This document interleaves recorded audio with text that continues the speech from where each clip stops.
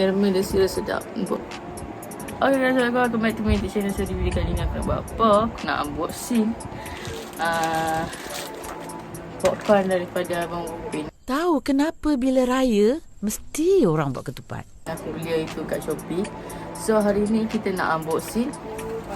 So, berapa? Ni, dia suruh open ada tu. Buat apa? So kita nak buka.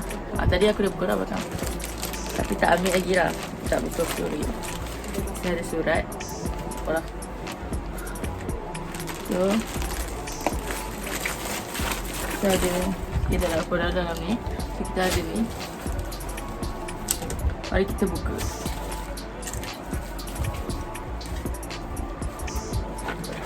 Mana nak tak? Mari kita buka. Kita buka.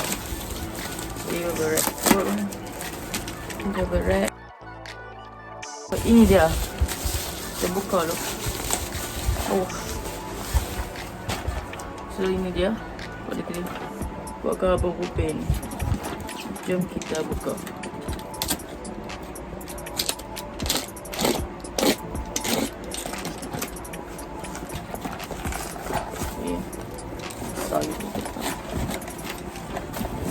So kotak dia. Kita ada kotak Abang Upin. So kat sini. So kat sini kita ada muka dia. So kita kotak Abang Upin. Masa dia tulis kat sini. Maka apa tu minta sikit. Minta sikit. So kat dalam ni tu dia ada tunjuk IG dia dengan TikTok dia. So lepas ni bagi tahulah apa ni. So YouTube dia. Kita bagi tahu YouTube dia. Lepas tu yang tu je kan.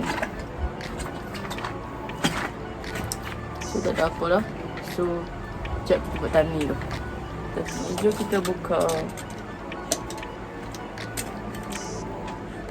Nak buka dia, kita buka.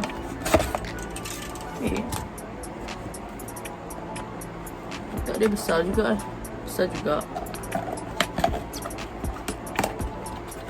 Tadi kamera jatuh, sorry. Okay. So bukan dia. Kita angkat.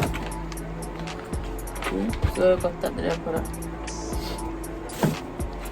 So ni dia. Jadi so aku ambil Sedappp carbon. Kunci sabun aja. Tak ada apa lah. Mari kita buka. Mana dia? Mari kita buka.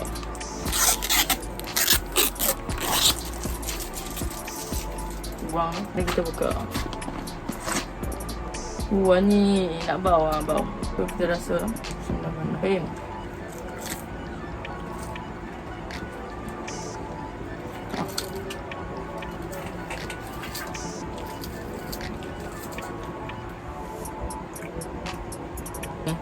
Try.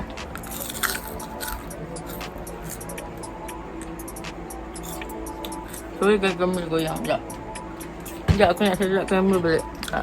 Kita makan balik. Coklat sirap. Bukan coklat. Caramel dia sirap sedap. Untuk the food dah.